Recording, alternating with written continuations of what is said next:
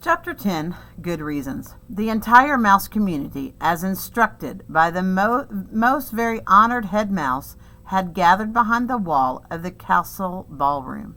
The members of the Mouse Council sat atop 3 bricks piled high, and spread out before them was every mouse, old and young, foolish and wise, who lived in the castle.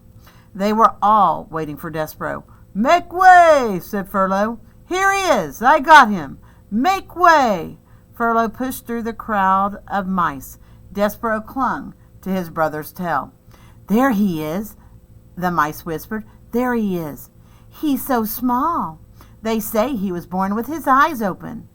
Some of the mice pulled away from Despereaux in disgust, and others, thrill seekers, reached out to touch him with a whisker or a paw.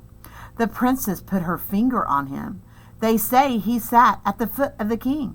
"It's simply not done," came the distinctive voice of Despereaux's Aunt Florence. Make way, shouted Furlough. "I have him right here. I have DespereauxCh10, who has been called to sit with the Mouse Council." He led Despereaux to the front of the room. "Honored members of the Mouse Council," shouted Furlough, "I have brought you DespereauxCh10, as you requested to sit with you." He looked over his shoulder at Despereaux. "Let go of me," Furlough said. Despereaux dropped Furlough's tail. He looked up at the members of the Mouse Council. His father met his gaze, then shook his head and looked away. Despereaux turned and faced the sea of mice. "To the dungeon!" a voice cried out. "Straight to the dungeon with him!" Despereaux's head, which had been full of such delightful phrases as happily ever after, and lovely ears, and I honor you, suddenly cleared. "Straight to the dungeon!" another voice shouted. "Enough!" said the most very honored head mouse. "This trial will be conducted in an orderly fashion. We will act civilized." He cleared his throat. He said to Despereaux, "Son, turn and look at me." Despereaux turned. He looked up into the head mouse's eyes. They were dark eyes, deep and sad and frightened. And looking into them, Despereaux's heart thudded once, twice. "DespereauxCh10," said the head mouse. "Yes, sir," said Despereaux. "We, the 14 members of the Mouse Council, have discussed your behavior. First, we will give you a chance to defend yourself against these rumors of your egregious acts. Did you or did you not sit at the foot of the human king?" "I did," said Despereaux. "But I was listening to music, sir. I was there to hear the song that the king was singing." "To hear the what?" "The song, sir. He was singing a song about the deep purple falling over sleepy garden walls." The head mouse shook his head. "Whatever are you talking about is beside the point. The question is this and only this. Did you sit at the foot of the human king?" "I did, sir." The community of mice shifted their tails and paws and whiskers. They waited. "And did you allow the girl human, the princess, to touch you?" "Her name is P." "Never mind her name. Did you allow her to touch you?" "Yes, sir," said Despereaux. "I let her touch me. It felt good." A gasp arose from the assembled mice. Despereaux heard his mother's voice. "Mon Dieu, is it not the end? It is not the end of the world. It was a touch. What of it? It is simply not done," came Aunt Florence's voice from the crowd. "To the dungeon," said a mouse in the front row. "Silence," roared the most very honored head mouse. "Silence." He looked down at Despereaux. "Do you, DespereauxCh10, understand the sacred, never to be broken rules of conduct for being a mouse?"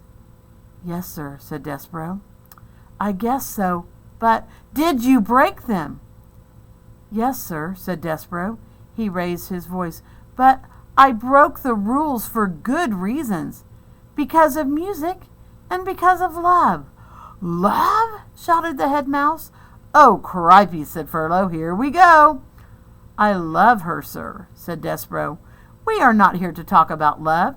This trial is not about love.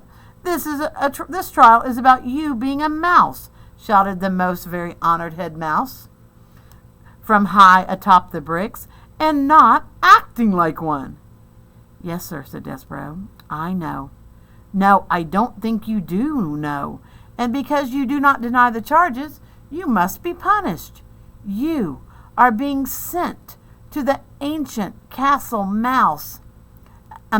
You are being sent, as ancient castle mouse law decrees, to the dungeon. You are being sent to the rats. That's right, shouted a mouse in the crowd. That's the ticket. The dungeon. The rats.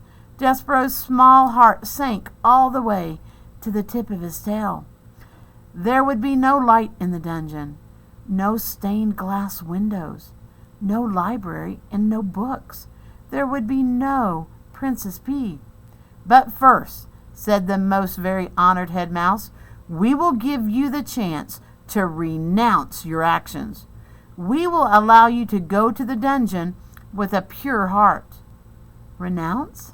Repent. Say that you are sorry you sat at the foot of the human king. Say that you are sorry you allowed the human princess to touch you.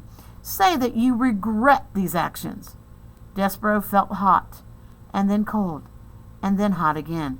Renounce her? Renounce the princess? Mon Dieu, shouted his mother. Son, do not act a fool. Renounce. Repent. What say you, Despereaux Tilling? I say no, whispered Despereaux. What? Said the head mouse. No, said Despereaux, and this time he did not whisper the word. I am not sorry. I will not renounce my actions. I love her. I love the princess. There was a bellow of collective outrage. The whole of the mouse community surged toward Despereaux. The mice seemed to become one angry body, with hundreds of tails and thousands of whiskers, and one huge, hungry mouth opening and closing, saying over and over and over again, "To the dungeon! To the dungeon! To the dungeon!" The words pounded through Despereaux's body with each beat of his heart. Very well, said the most very honored head mouse. You will die then, with a black heart. Threadmaster, he called, bring out the thread. Despereaux marveled at his own bravery. He admired his own defiance. And then, reader, he fainted.